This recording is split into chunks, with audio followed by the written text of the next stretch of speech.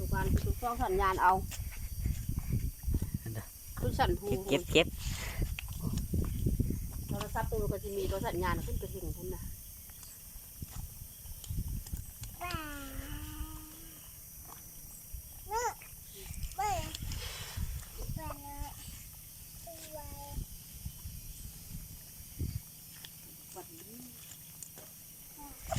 กด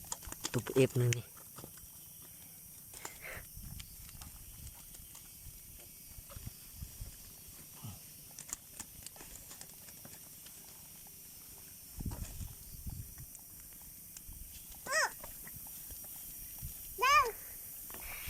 ไม่นั่งกระโดดกระเดีย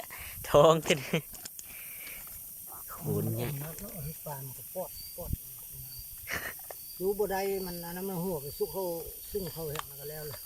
บดตั้มน้ำเสียงดังเสียงมันบดตั้มเหรอรอน้ำเสียงดังลุกพิษว่างกัดวางกับเพี้ยนกันนะปูไฟนี่อ่ะมันยังอยู่ว่าเวลามันต่ำมันโดนอยู่มาโทษตัวไปเอากันยังแล้วไหนตัวเตอะน้ำนะสวัสดีสวัสดีบริเวณไหนลงติ๊กต็อกลงตรงลงอุ้ยบึ้งปลาอ้อเขาก็มา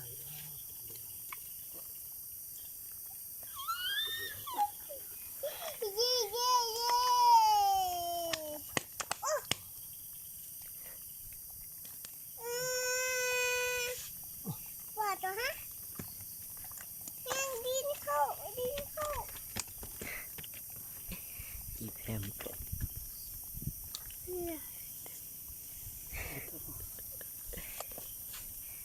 เบิดบ่อันนี้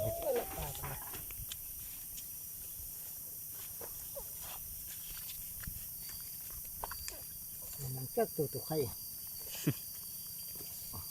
หัวโค้งนี่ไม่ใช่องเทะก้อยตัวนึงวนนะตัวน้อยตัวนึงกินบุบตัวไหนตัวใต้นะตัวใต้น่ะน้อยน่ะนะคนเอามาให้เพาะตัวนั้นนะ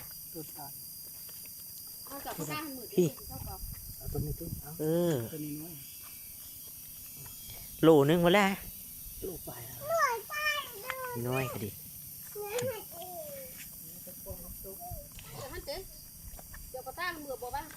เจ้าก็โกยมือแรงเลยเจ้าก็ดีเศร้าสิได้ชนะสันนี่สิตาเอามาเลยเอาดีๆเอากระต้ามมากเงินเมื่อกระต้าเก้าหรือว่าเขาเชี่ยกระต้าเก้ากระต้านั่นน่ะไม่ได้มาอาจับโซ่ก็เพราะ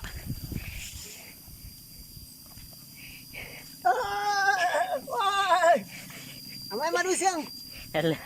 แม่เอาเสียม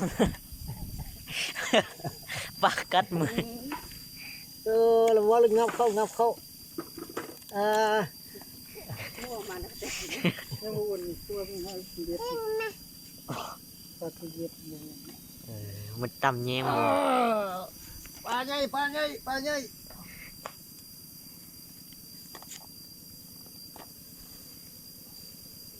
ขึ้นมากินกา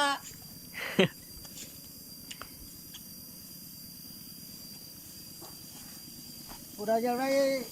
ปลาใหญ่เลยเฮ็ดกาแคมน้ำเด้อเอาอีกตัวมั้ยอีเลยโคตรแต่พวกก็เที่ยวหมดเลยพวกปอกอยู่